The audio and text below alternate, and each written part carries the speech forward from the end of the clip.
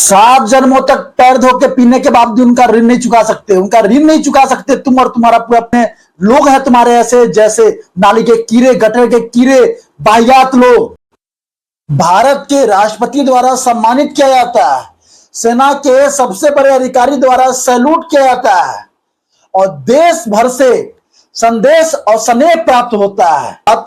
19 जुलाई 2023 की है, जब सियाचिन में तैनात एक चिकित्सा अधिकारी कैप्टन अंशुमन सिंह नजदीकी फाइबर हट में एक आग लगती है और जवानों और औषधि उपकरणों को बचाने के लिए वो बिना जान की परवाह किए हुए उसमें कूद पड़ते हैं और अंततः उनकी मृत्यु हो जाती है। इसके उपरांत हाल ही में राष्ट्रपति महोदय द्वारा स्मृति सिंह को कीर्ति चक्र से नवाजा गया है, जिसके लिए देश भर से लोगों ने बधाइयां दी है और शुभकामनाएं दी है और उनकी संवेदनाओं को साझा किया है।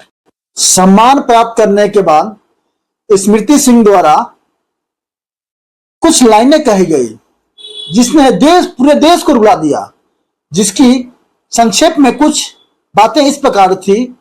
जो हमारी शादी 2 महीने पहले ही हुई थी और हमने इन 2 महीनों में ही 50 साल तक की प्लानिंग कर लिया था और हमेशा मेरे पति कहा करते थे जो देश के लिए कुछ बड़ा करके जाऊंगा, और वाकई में आज मेरे हाथ में कीर्ति चक्र है। मैं अपने आप को गौरवान्वित महसूस कर रही हूं, मैं फक्र महसूस कर रही हूं, मैं उनको बारंबार याद कर रही हूं।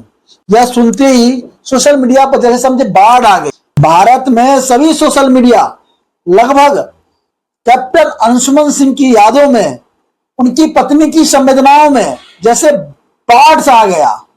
उसी बीच कई सारे कुमानसिकता के लोग, विकृत मानसिकता के लोग, नाली के कीड़े लोग सोशल मीडिया हरकत दिखाई है, जिसे राष्ट्रीय महिला आयोग ने संज्ञान में लेने के बाद दिल्ली पुलिस को भी निर्देशित किया है और दिल्ली पुलिस अपनी कार्रवाई कर रहा है। यहाँ पर उनकी पत्नी स्मृति सिंह के अभद्र टिप्पणी कर, जो कि मैं आपको यहाँ दिखा नहीं सकता और ना बता सकता हूं, उस पर उन्होंने अभद्र टिप्पणी करके अपनी घटिया, उम्मीद है दिल्ली पुलिस जल्द ही इसे ढूंढ करके उचित कार्रवाई करके उन्हें सबक सिखाएगी।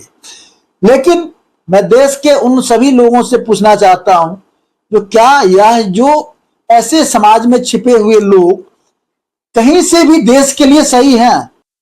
पुलिस की कानूनी कार्रवाई पूरी हो जाए, अगर ऐसे लोगों को समय मिले तो मैं ओपन चैलेंज करता हूं, कभी आकर के मुझसे डिबेट करे और ऐसे जगहों पर मैं उनको ले आकर दिखाना चाहता हूं, उनकी कहानियों को सुनाना चाहता हूं, उनकी संवेदनाओं को महसूस करना चाहता हूं।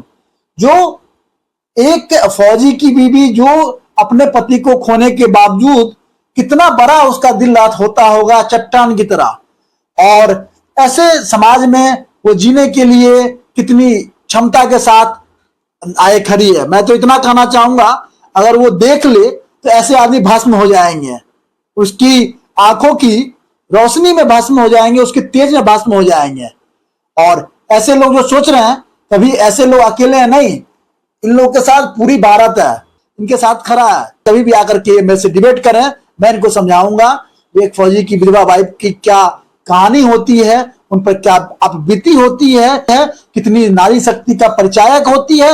ये सारी बातें मैं उनको समझाने के लिए उनकी भाषा में तैयार हूं। और अंत में मेरा भारत के राष्ट्रपति महोदया से नम्र निवेदन है कि ऐसे लोग, वीरों का अपमान करने वाले असामाजिक लोगों को चिन्हित कर अपनी संवैधानिक शक्तियों का प्रयोग कर भारत को एक उदाहरण और ऐसे लोगों को सबक अवश्य देनी चाहिए। जय हिंद, जय भारत।